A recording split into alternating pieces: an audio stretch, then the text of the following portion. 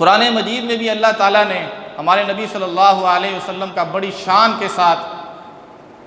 اور بڑی عظمت کے ساتھ اللہ تعالیٰ نے قرآن مجید میں نبی علیہ السلام کا تذکرہ فرمایا ہے۔ چنانچہ یہ قرآن مجید کی سورۃ الفتح ہے،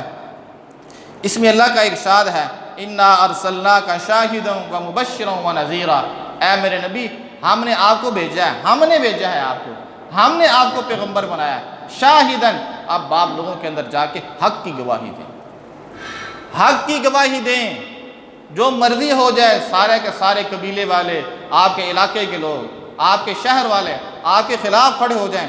آپ جا کے حق کی گواہی دیں، مبشرا و نذیرا، پھر جو بندہ آپ کی بات کو مان لے اس کو جنت کی بشارت دیں کہ بھائی تیرے لیے جنت ہے، اور جو بندہ آپ کی بات کو ٹھکرا دیں اسے جہنم کا ڈراوا سنائیں، اسے بتائیں کہ بھائی میں ہوں جس کی وجہ سے جنت جہنم کا فیصلہ ہوگا، میں ہوں جو حق اور باطل کے درمیان فرق کرنے والا ہوں، کہ جو مجھے جھٹلائے گا وہ باطل کی طرف چلا جائے گا، جو مجھے مانے گا وہ حق کی طرف آ جائے گا، جو میرے اوپر ایمان لے کے آئے گا وہ جنت کی طرف آ جائے گا، جو مجھے جھٹلائے گا وہ جہنم کی طرف چلا جائے گا، اس لیے مبشرا و نذیرا، جو مجھے مانے گا میں اس کو جنت کی بشارت دوں گا، جو مجھے جھٹلائے گا میں اس کے جہنم کا ڈراوا سناؤں گا۔ اے میرے پیغمبر آپ یہ کام کریں، آپ یہ کام کریں۔ اس لیے نبی علیہ السلام فرماتے ہیں کہ میں اس طرح کر رہا ہوں، نبی علیہ السلام نے اپنے بارے میں فرمایا کہ لوگ جہنم کی طرف بھاگے جا رہے ہیں اور میں لوگوں کو کھینچ کے جہنم سے کھینچ رہا ہوں، جہنم سے واپس لا رہا ہوں۔ لوگ تو بھاگ کے جا رہے ہیں جہنم کی طرف، لیکن میں کھینچ کے ان کو واپس لا رہا ہوں کہ یہ جہنم کا راستہ ہے۔ اور یہ بالکل آپ یہ بات ذہن میں رکھیں، عیش و عشرت کا راستہ جہنم کی طرف لے کے جاتا ہے اور تکلیفوں کا راستہ جنت کی طرف لے کے جاتا ہے۔ نبی علیہ السلام، اللہ تعالیٰ نے جب جنت بنائی اور جہنم بنائی تو فرشتوں نے کہا یا اللہ سارے جنت میں ہی جائیں گے، جہنم میں کون جائے گا؟ اتنی خوفناک جگہ، اتنے بڑے بڑے عذاب، تو جہنم میں کون جائے گا؟ سارے جنت کے اندر ہی جائیں گے۔ تو پھر اللہ تعالیٰ نے کہا کہ جنت کو تکلیفوں سے گھیر دو، جنت کو مصیبتوں سے گھیر دو اور جہنم کو عیش و عشرت سے گھیر دو۔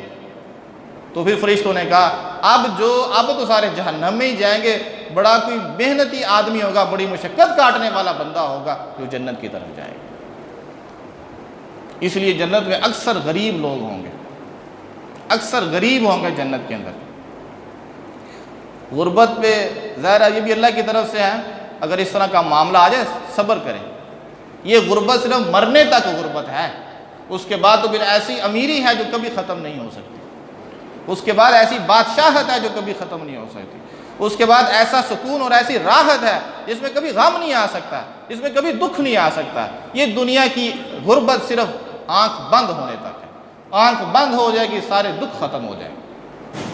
تو آنکھیں تو بند ہونی ہیں کہ نہیں ہونی؟ آنکھیں تو بند ہونی ہی ہونی ہے، مرنا تو ہے ہی ہے۔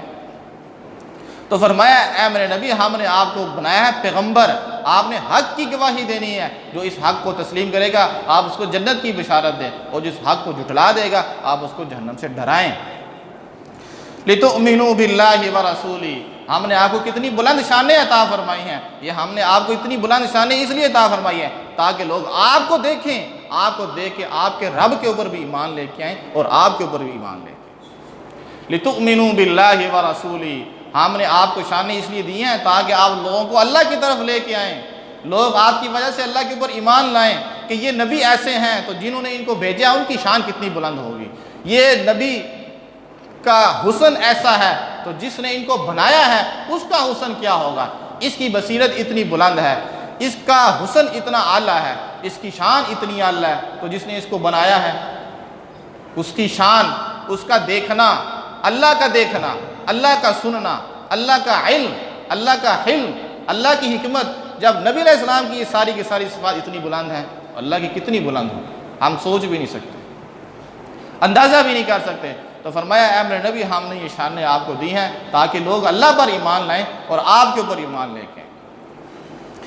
وَتُعَزِّرُوهُ وَتُوَقِّرُوهُ، اور صرف ایمان نہیں، آگے ایک اور کام بھی کرنا ہے، نبی کی عزت بھی کرنی ہے، نبی کی نصرت بھی کرنی ہے۔ عزت الگ ایک چیز ہے، یعنی ایمان لانے کے بعد عزت، ادب، احترام، یہ بھی اہل ایمان کے اوپر لازم ہے، اور ایمان کے بعد عزت، پھر اس کے بعد نبی علیہ السلام کی مدد کرنا، نبی علیہ السلام جس دین کو لے کے ہیں اس کو آگے لے کے چلنا، یہ بھی اس کا حصہ ہے۔ تو فرمایا ہم نے آپ کو بھیجا ہے تاکہ لوگ اللہ اور اس کے رسول پہ ایمان لے کے آئیں، یعنی آپ کے اوپر بھی ایمان لے کے آپ کی عزت بھی کریں، آپ کے دین کی مدد بھی کریں۔ اور جو عزت کے اندر کمی بیشی کرتا ہے نا، اس کا ایمان ہی خطرے کے اندر ہے۔ اسی لیے قرآن مجید میں اللہ تعالیٰ نے یہ بات ارشاد فرمائی، ایک مقام پہ تو اللہ نے یہ فرمایا لا تجعلوا دعاء الرسول بینکم کدعاء بعضکم بعضا، اے ایمان والو یہ بات دھیان سے سن لو، اے ایمان والو یہ بات دھیان سے سن لو کہ تم آپس میں ایک دوسرے کو بلاتے ہو نا، تو نبی کے بلانے کو ایسے نہ سمجھا کرو کہ جیسے تم ایک دوسرے کو بلاتے ہو، اے ادھر آ، پھر آگے آپ کی مرضی ہوتی ہے آپ آئیں یا نہ آئیں۔ بعض اوقات چھوٹے بڑے کی بات بھی نہیں مانتے، بلاتے بھی ہیں تو چھوٹا نہیں آتا۔ تو اللہ تعالیٰ فرما رہے ہیں نبی کا بلانا ایسا بلانا نہیں ہے، نبی کے بلانے کو عام بلانے کی طرح نہ سمجھو، ان کا بلانا بہت بلند ہے، فوری ماننا ضروری ہے۔ کتنا ماننا ضروری ہے؟ حدیث کے اندر آتا ہے نبی علیہ السلام کے ایک صحابی حضرت ابی بن کعب رضی اللہ تعالیٰ عنہ نماز پڑھ رہے تھے، نبی علیہ السلام نے ان کو بلایا، یا ابی، آپ وہ تو نماز کے اندر تھے، نماز کس کے لیے پڑھ رہے تھے؟ کس کے لیے پڑھ رہے تھے؟ اللہ کے لیے پڑھ رہے، نماز پڑھ رہے تھے، نبی علیہ السلام نے بلایا، اب انہوں کو بات ان کو آگئی، انہوں نے جلدی جلدی نماز کو مختصر کیا، نماز کو مختصر کرنے کے بعد آپ صلی اللہ علیہ وسلم کے پاس آئے، کہا یا السلام علیکم، کہا، نبی علیہ السلام نے سلام کا جواب دیا، تو آپ نے فرمایا بھئی تم کہاں تھے؟ میں نے تمہیں بلایا تھا۔ انہوں نے کہا یا رسول اللہ میں تو نماز پڑھ رہا تھا۔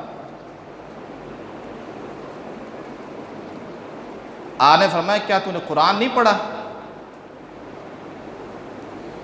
تم نے قرآن نہیں پڑھا؟ حالانکہ حضرت ابی مشہور ہیں قاری قرآن، قرآن کا ان کے پاس علم تھا اور آواز بھی ان کی خوبصورت تھی۔ تو نبی علیہ السلام نے کہا تم نے قرآن نہیں پڑھا؟ اب ظاہر نبی علیہ السلام نے جس انداز سے ان کو کہا ہوگا، اب نبی علیہ السلام تو نبی ہیں نا، اتنی بلند شان، تو آپ نے کیا تم نے قرآن نہیں پڑھا؟ انہوں نے کہا پڑھا ہے۔ تو آپ نے فرمایا کیا تم نے اللہ کا یہ ارشاد نہیں سنا، یا ایھا الذین آمنوا استجیبوا للہ وللرسول اذا دعاکم، اے ایمان والو اللہ کا کہا مانو اور رسول کا کہا مانو جب وہ تمہیں بلائے۔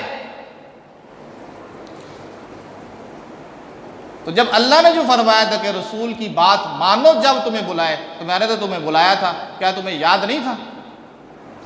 تمہارے اوپر یہ لازم تھا کہ جب میں بلاؤں تو نماز توڑ کے میری بات سنو۔